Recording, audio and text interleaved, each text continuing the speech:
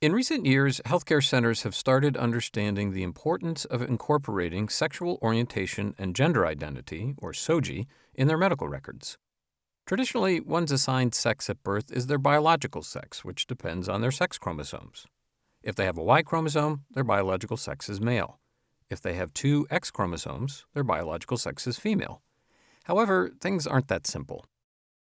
For example, a person could have a Y chromosome, but they're missing specific genes that encode for specific male characteristics, so even though they're chromosomally male, they appear as what is stereotypically described as female. So you're thinking biological sex can be linked back to genes, right? Well, things get even more complicated than that. Some genes get expressed at high levels and others at low levels. So a person may have genes that express a high level of testosterone and little or no estrogen or progesterone, or vice versa. Finally, hormones like testosterone, estrogen, and progesterone bind to receptors, and some people may have lots of receptors that can easily bind to hormones, whereas others may have very few receptors. In many cases, these people are intersex individuals whose bodies do not fit into the standard definition of male or female. The bottom line is that biology is messy, and like most things, biological sex exists on a spectrum. Now, separate from the biological construct of sex is gender identity and gender expression. Gender identity is a person's own sense of their gender, and gender expression is how they present themselves to the world. Many people identify as either man or woman, but there are also various types of non-binary gender, or gender identities that lie outside of the man-woman dichotomy. For example, someone could identify with multiple genders, such as Native or Indigenous Two-Spirits do. Furthermore, some will identify with a gender that's neither man or woman, while others may have a more fluid gender identity. Some individuals identify themselves as transgender, when their gender identity is discordant from the sex assigned at birth. Meanwhile, there are people who don't feel any of these labels describe them or don't like the idea of identifying with a specific gender at all. Neither biological sex nor gender identity determines a person's sexual orientation. This concerns what gender or genders an individual is sexually and/or romantically attracted to. An individual can be heterosexual, which means they're attracted to a different gender, or they're attracted to the same gender, and the preferred term is gay, not homosexual. An individual can also be bisexual, meaning attracted to two or more genders, or pansexual, meaning that they are attracted to any gender. Some people identify as asexual, where they may not experience sexual attraction to anyone. Finally, terminology continues to change and evolve, and the words that people use to describe their sexual orientation is ever-changing and evolving as well. Now, depending on their gender identity, any person can choose the pronouns that suit them the best. Commonly used pronouns include he, him, his, or she, her, hers. Often a person can choose the pronouns they, them, theirs, which are more gender neutral, and you can use these pronouns when talking about someone whose gender you don't know. For instance, you might say, "This patient's name is Sam.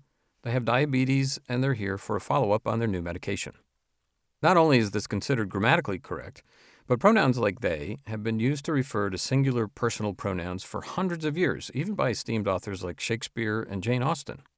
When someone changes their gender expression, they may choose to go by a new first name, and might even regard their previous first name as a dead name. All right, now, many individuals have to face a daily struggle of being referred to by the wrong pronoun. This is known as being misgendered. Imagine the following scenario. A transgender young woman named Esther is in a waiting room, and a clinician yells across the room, "Mr. Albert Kim, please follow me." Being referred to by the wrong gender or dead name or both can cause a deep sense of shame, loss of self-esteem, and leads to harassment and discrimination from others, even from healthcare staff. This is especially true if that information is declared publicly.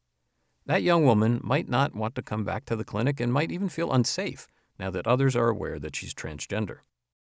In fact, based on the 2011 National Transgender Discrimination Survey, 28% of transgender patients postponed medical care due to discrimination.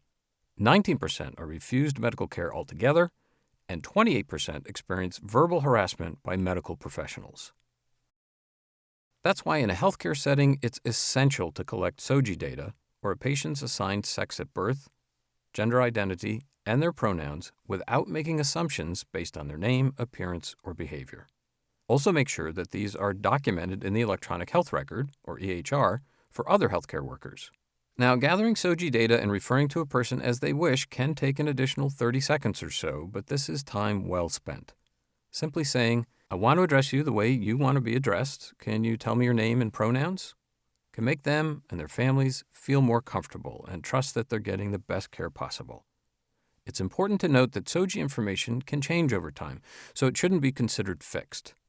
If you accidentally refer to a patient using the wrong pronoun or their dead name, it's important to apologize, correct the mistake, and go on using the right pronoun and their chosen name. Okay, now in a healthcare setting, sometimes administrators ask for a patient's assigned sex at birth for insurance or billing purposes, and that is often confirmed with an identity document such as a driver's license. Administrators can also ask for their gender identity and pronouns. However, sexual orientation is considered private or sensitive information and can only be asked by the clinician responsible for the patient and only if it's relevant to the patient's care. All right, as a quick recap, healthcare systems collect and report sexual orientation and gender identity data, or SOGI data, from their patients. Sexual orientation refers to whom you are sexually and/or romantically attracted, while gender identity is about how you identify yourself, and sex is about biology. It's also important to ask someone which pronouns to use when referring to them. Collecting this data is essential to show respect to patients and their families, but also to understand the differences individuals with a particular sex and gender identity can have.